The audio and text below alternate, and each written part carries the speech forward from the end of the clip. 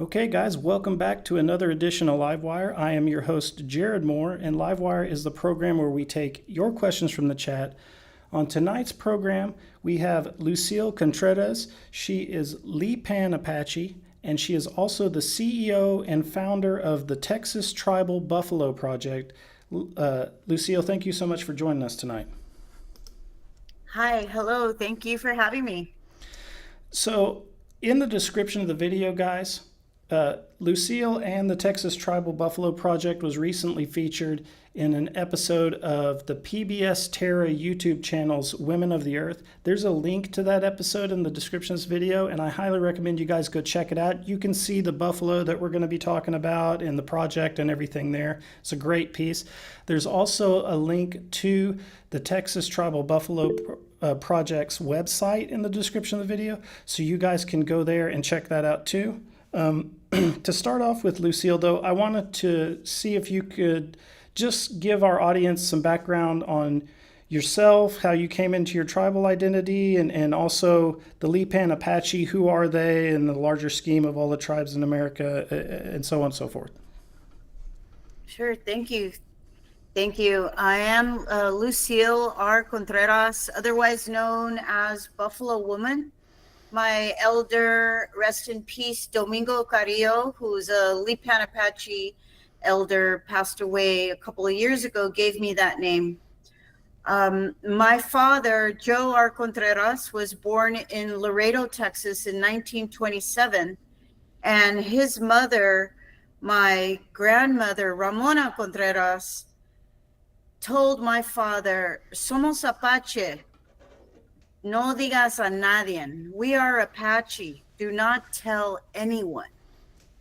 So if you think about 1848 is the Treaty of Guadalupe Hidalgo, where the border was created. Our people, Lipan Apache, just like so many people, freely traveled, moved, following the buffalo, following the seasons, the harvest of the different pecans or plants, all the way from the Rocky Mountains down into northern Mexico. And my grandmother was a family that descended from that. I was 20 years old when my father finally told me that we are Apache. And the way that came about was I had been going to school in San Antonio for agricultural engineering, and I discovered the pathway of art, the art of seeing, the art of hearing. And I saw a catalog for the University of Colorado in Boulder, and I saw the Rocky Mountains, and the Rocky Mountains called to my spirit intensely.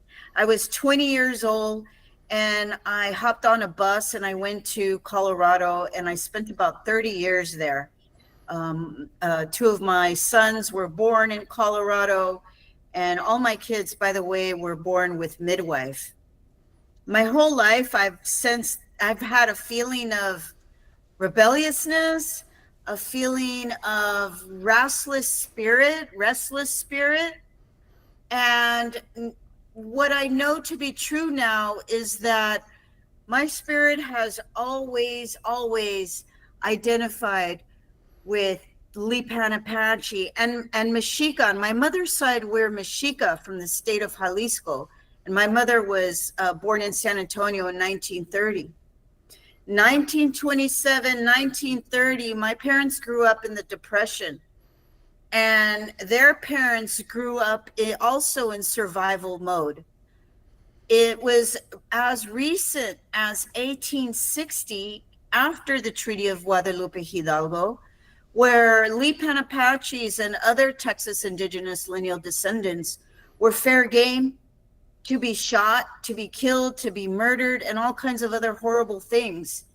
So our people for generations have internalized pain and struggle and hiding in plain sight. Hence, here I am today.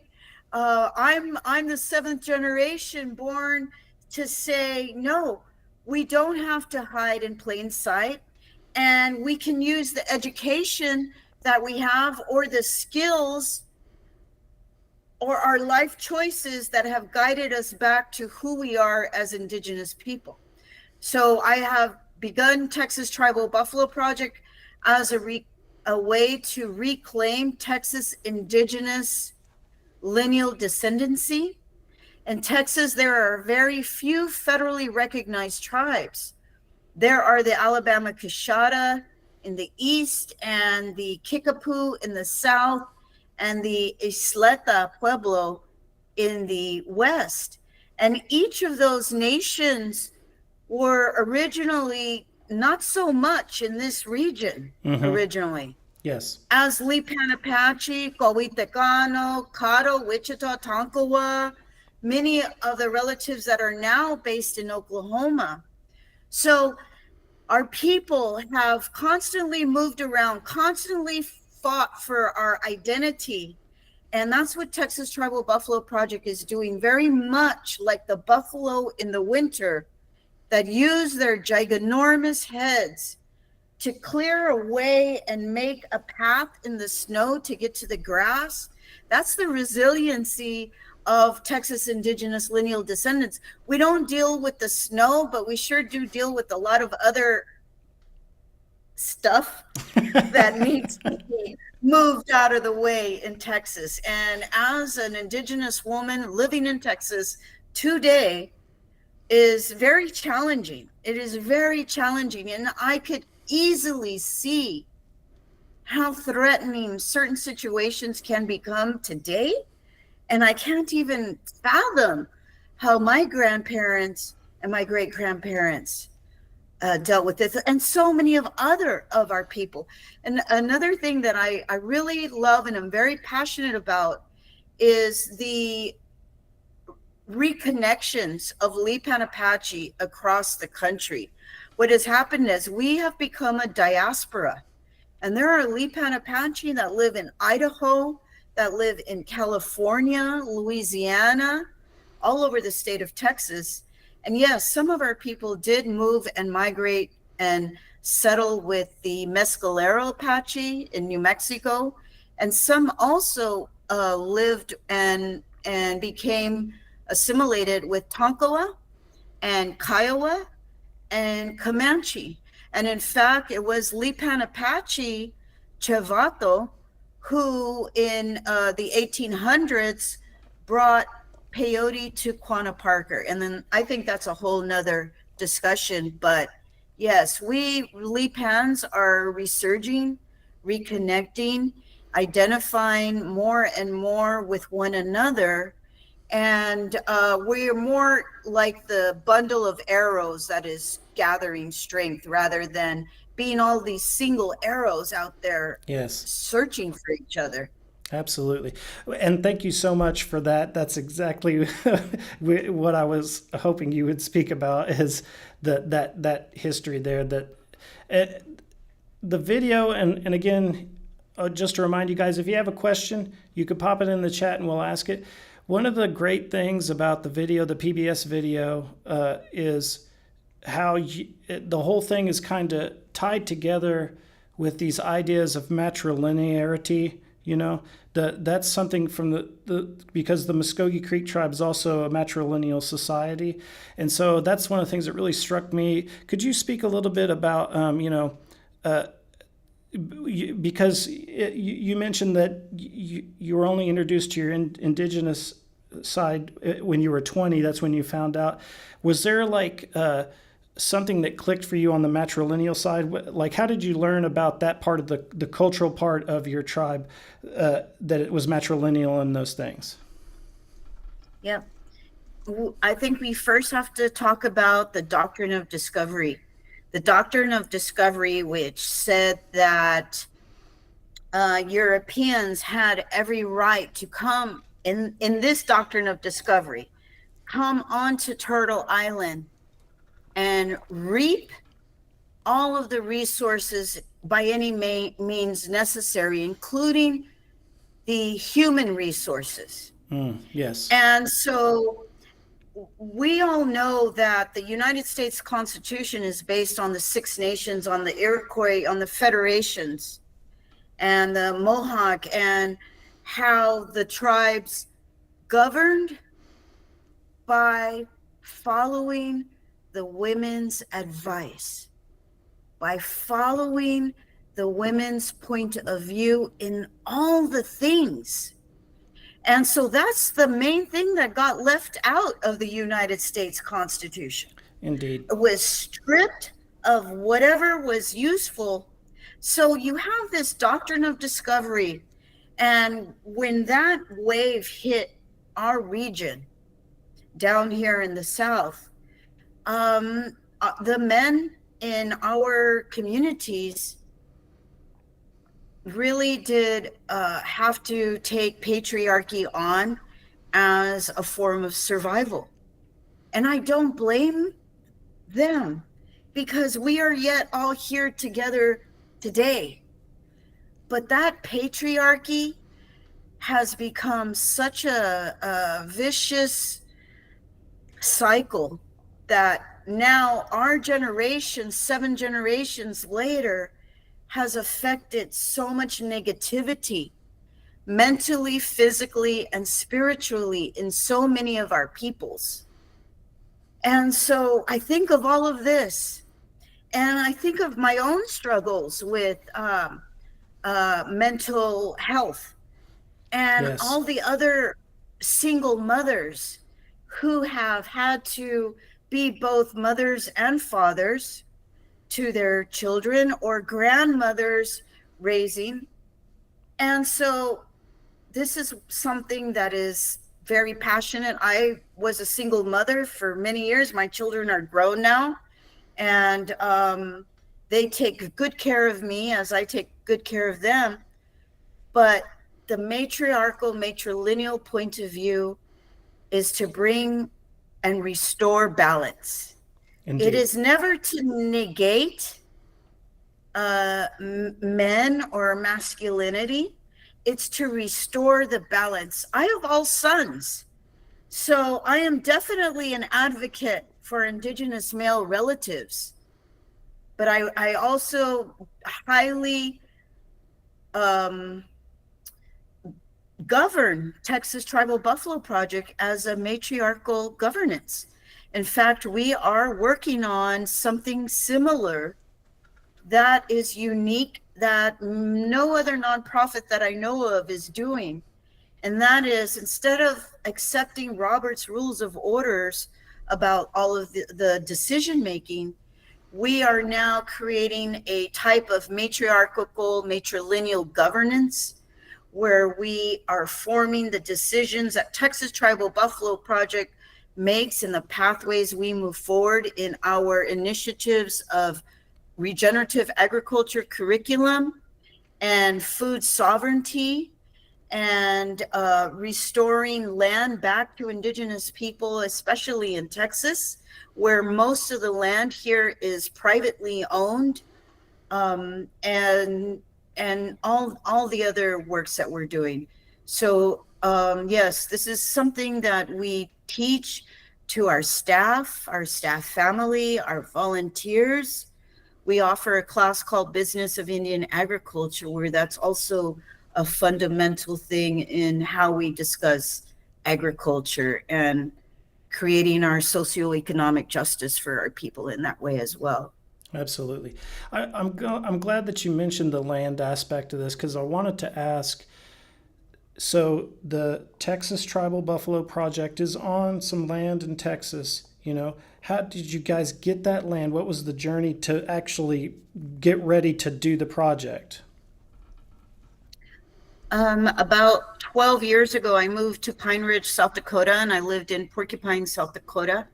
And I began my training, so to speak, of the Buffalo Lifeways.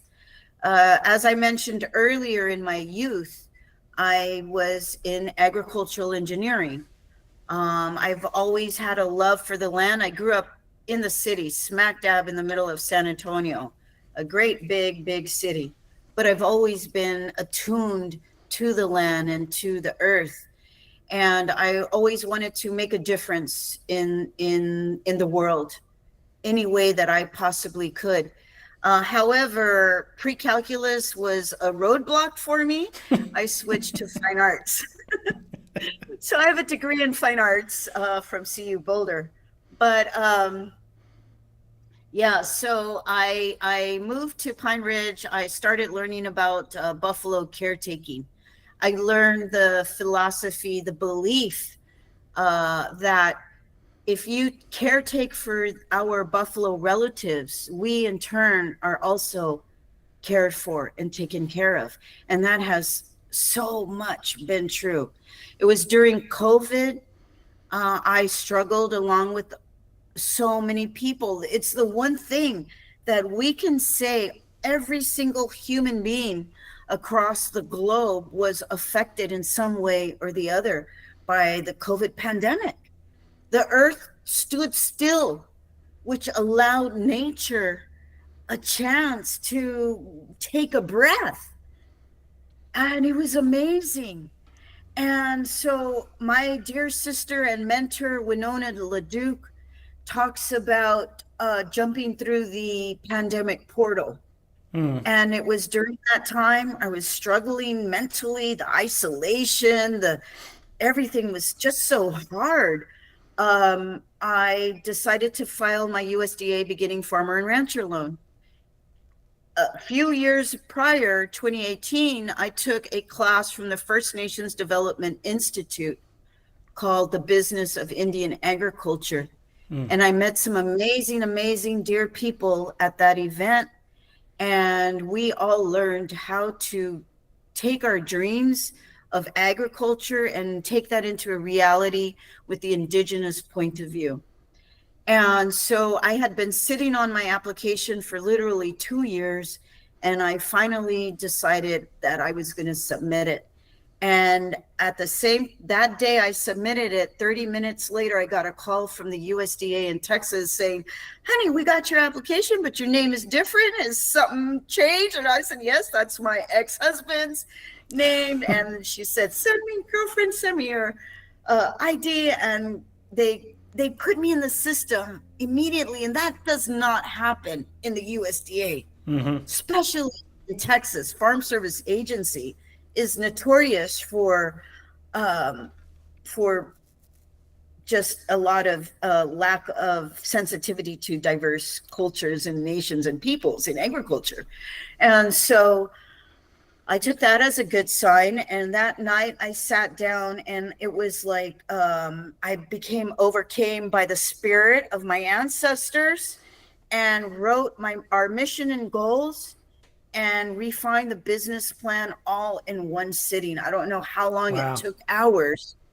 But then the very next day, I submitted with the Secretary of State in Texas. So I formed the USDA beginning farmer and rancher loan as an individual, and then the nonprofit as an organization simultaneously. When I acquired the first property in Welder, we literally hit the ground running, ready to go. My very first grant was Seventh Generation Fund Thriving Women, and also AmeriCorps. And with that, I started. And also I want to mention that there's another amazing nonprofit in Porcupine, South Dakota, and Kyle, South Dakota, that I truly feel helped to save my life. And that is Oyate Techa and Rose Frazier, because she taught me a method. I took a class on gardening, and she taught me a method that literally helped to save my life and allowed me the time and space to expand my mind and file these documents, which are documents and signatures. But it all happened. And it was a 7-month-long process from start to finish. And every week, the USDA Farm Service Agency would say, I'm sorry, you don't qualify. And I would say, why not? And they would respond. And then they'd have to give me a chance to. So it was like a dance for 7 months, and we finally acquired it. Now another amazing blessing has happened. The first buffalo we had was a donation, anonymous donation, and he is our main bull. This guy is beautiful. He is pure bison, what they call now Southern Plains bison, only because the bison can no longer migrate north to Right. south. So you have northern, southern. Otherwise, they're just bison. And then the conservation fund, the Nature Conservancy donated 5 buffalo that came from Zapata Ranch in Colorado, and they were all pregnant already. So that was 2 for 1. And then we had 3 from a gentleman who passed away, Mr. Fitzsimmons of Thunderheart Bison Ranch. And now we have 40 beautiful, healthy buffalo. And that is 5 years later. And I know that Creator is guiding the work that we do, as well as our ancestors, because the things that have happened are beyond my dreams. They're beyond anything I imagine would have been happening 5 years down the road. So 2 years ago, I got an email from a wonderful woman who lives in the East Coast and asked if I'd be interested in looking at some of their property in Floresville, Texas, that her family had in their family since the 1840s. So you think about all of the history I told you about this area. Yes. And what was happening. And this family acquired this land through land grants and all of that. So this land has come full circle. We now we are leasing deed on it, and we have 3 years to pay back $2 million of 150 acres. That is also in our traditional homeland. The Lipan Apache have a wide, vast homeland all throughout the state. And so we are also stewarding 150 acres. We just had our open house. We had a buffalo harvest there this year. We had about 400 relatives attend from all over the state of Texas and beyond. And everybody was able to receive 5 pounds. We distributed 266 pounds of buffalo meat that was harvested with love and honor and respect. And this is the work that is beyond anything, because as we continue stepping forward, doing the work, the doors, the things keep happening to generate awareness, to reconnect our families, to allow us to become healthier mentally, physically, and spiritually. So and we're this is just the beginning. There are so many other folks out there that have descendancy from European colonists that are now aware of the violence that might have occurred while their family relatives acquired land. And there's a sense of justice, I guess, land justice, people justice. Absolutely. Where older non-Native American families that are aging out, and they don't want their family's legacy also to be built into subdivisions. Right. And buffalo need a lot of land. So it's just been amazing. And the buffalo themselves, they are truly, truly, truly, truly the best teachers, the best stewards, the best everything. They bring complete wholeness to all the work and the communities, and it's just been amazing. You mentioned there that you guys have, did you say 3 years to get $2 million? Is that correct? Yes. So how are you doing that? I know that, and you guys watching it at home, you can donate to the Texas Tribal Buffalo Project. If you go to their website, there's a link in the description here. But apart from just trying to solicit donations, what other avenues of funding are you guys looking at? Sure. Well, one of the ways is we do have a capital land campaign that is in conjunction with the Conservation Fund. It's the first of of this kind of agreement in Texas. The Conservation Fund is based out of, I believe, Georgia, and they help acquire lands for farmers and ranchers from other farmers and ranchers that are aging out, and then place a conservation easement. So it's a win-win for the land, for the people, and in our case, for the buffalo. Well, more and more families, like I said, are wanting to do that. So we've got promotions on, as you said, the website or social media. We have and host events as well. Our Floresville property, also our Welder property, we give educational tours. We talk about the plants, the native plants.